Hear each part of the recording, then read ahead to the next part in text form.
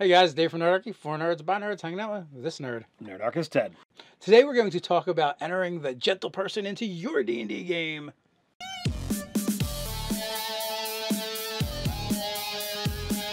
Jump down the description below where you can sign up for Nerdarchy, the newsletter, get weekly gaming tips, as well as learn how to game with Nerdarchy.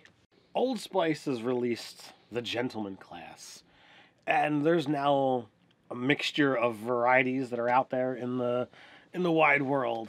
In the ether. Honestly, it's a joke. It's funny. This is brilliant marketing.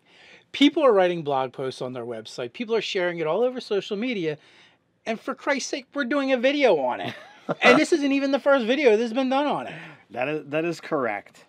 It's out there, and we'll get into some of the craziness of it. But what does this say for the community as a whole? What does this say about D&D as a whole? It's like we made it. Like Arby's has been doing a bunch of stuff targeting nerd culture. They're using D20s.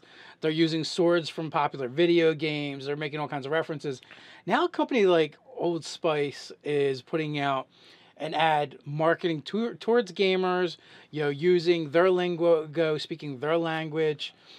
And, the companies like Paizo went and revised it and put out their own version. Which really meant their revised version is there's 4 sentences that have been changed. Very little has been changed. They've slapped the word Pathfinder on it, and they added the OGL to the end. Right. So there's not much. Andrew Armstrong of DawnForgedCast also did a 5e version. And you can download that for free. I mean, you technically have to purchase it, but it's $0. Yes, you purchase it for $0. So you can go download that for free from his website. So what has this done? This has the community talking about products that maybe we wouldn't have talked about before, or maybe we would have. I don't know. Or there might be some undertones with the Old Spice thing too. What are they saying about gamers? Are they saying we stink and could use some deodorant? I don't know. Well, there is there's the old adage and the joke about it. Ultimately, I think this is something that technically gamers are into books. They're used to reading, so they've kind of have that higher intellect. And I think this is speaking to that. And, it comes at it from a really great sense of humor. It's really funny. It's very appreciative. Some of the abilities are like, oh, I want a gentleman in my party. It'd be pretty humorous. It's written tongue-in-cheek. It's designed to be silly. We need to do a multi race party of gentlemen and gentlewomen, as the case may be. And once they all hit 17th level, it'll be amazing. As they all hit 17th level, and now we're all 20th level, and we ascend and beyond. Yes. There's 4 of us, so we all hit 17. We all gain 3 levels. But yeah, I mean, it's just a lot of fun. And so I wonder, does it do more to highlight Old Spice, or is it highlighting, our community in gaming? I wonder, are people seeing this outside of the community and sharing it around? Does it make them curious or interested in what's going on? I would think to a lesser degree. So it's almost like cross-promotional in the sense that it's getting the word out. More people are going to hear about Dungeons and Dragons and Pathfinder and role-playing games. More of those people are going to hear about Old Spice. So, all right. So as we said, we have it in 5e, we have it in 3.5, we have it in Pathfinder, and it's pretty hilarious. In the 3.5 version, there's only a couple minor tweaks and changes to get to the Pathfinder. You had alignment was any for a 3.5, so for Pathfinder it's any lawful. They wind up cutting out a couple instances of the opposite sex. There's literally a line for advertisement, which I thought was as an ability. As an ability, it's just your power, is to advertise. Well, part of it, a lot of it is you get an MBA, you get a bachelor's degree, and then you get the MBA. Yeah, so it's built that way. So 3.5 is advertising for the Timber, where Pathfinder is advertising for Captain. So I thought there's a preference. That was amusing, and it was like simple. I'm freaking amazed that you caught that. Well, like, you know, we wanted to kind of bounce back and forth and see what the differences were. So I was literally reading line here, line there, line here, line there. I read one and the other, thinking that they were going to be like different. And it's like these are exactly the same, and Ted said, like, no, there's like 4 things that are different. All right, so yeah, I've got three there, and I might be missing something else, but it's not that important. The difference is, like, it's minimal, and the only actual stat changes or mechanic changes was just the alignment limitations between those 2 versions. Obviously, the 5e version has a whole set of mechanics that are vastly different, and it's very fitting to not only the theme of what was originally written, but to the spirit of 5e as well. Yeah, I mean, Andrew did a pretty good job of capturing the flavor and porting it over to 5e. There are some areas that I kind of disagree. Like, one of the things is the gentleman always wears fancy clothes, and that's your armor, right? Mm-hmm. Dexterity plus charisma plus 10 armor class. Well, one of the things is you can put on shades and get a +1 to your armor class, but, you know, when in dimly lit situations or at night, you have a -4 to hit, -4 to hit and a -4 to perception checks.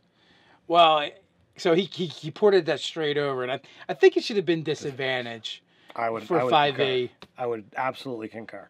That's my only real criticism. I'd be like, for this class that no one's going to ever actually play.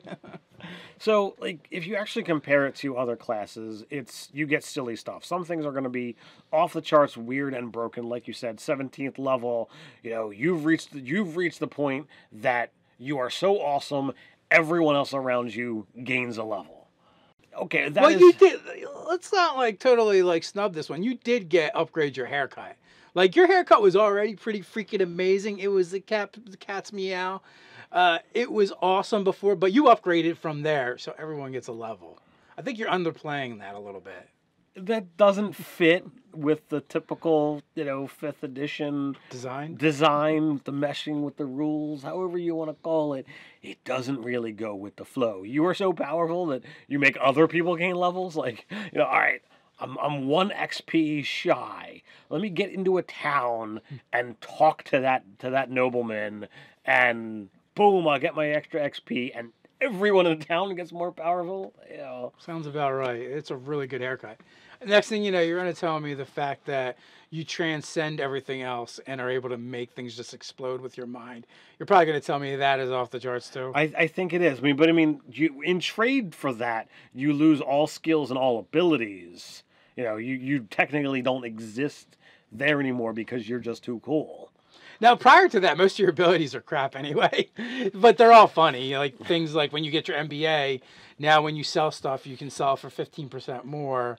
Or if you didn't goof off in college, you can sell it for 20% more. There's things like that. On a horse is pretty freaking amazing. On a horse is cool. You just say on a horse, and a horse appears underneath of you for the round. If your wife your spouse happens to be there, you both can ride. For the round. 30 feet, you don't draw attacks of opportunity, and then the horse goes away. And then the horse goes away. Then you don't ride the horse no more. There's other abilities like what? Punchline is one of them. Catchphrase. All these things very important for a distinguished gentleman. And, you know, it goes on further to be really careful about your catchphrase, because once you've said it, it's been said. So, you get catchphrase, you get punchline, you get strong convictions, you get something dumb. You get after you, and of course, what gentleman doesn't allow someone to go before them? You get on a horse and bachelors in marketing. You get I'd take a bullet. You get pleasurable smells. You get biceps. Strong convictions. Wolf dog. Wardrobe change. Matrimony, because of course gentlemen get married. You get new haircut. You get MBA, and then being of pure energy at 20th level. Sounds about right. So, yeah, I mean, we'll put links to all these down in the description. But more importantly, we just wanted to talk about it, joke about it. And, you know, guys, we wanted to start the conversation. What do you think this means for the hobby when major companies are taking notice and deciding to spend their dollars on marketing just to us, just to gamers, to this small, tiny niche? You can get the ampersand, D&D t-shirt at Target now. So, like, Yeah, I mean, it's crossing over into more mainstream.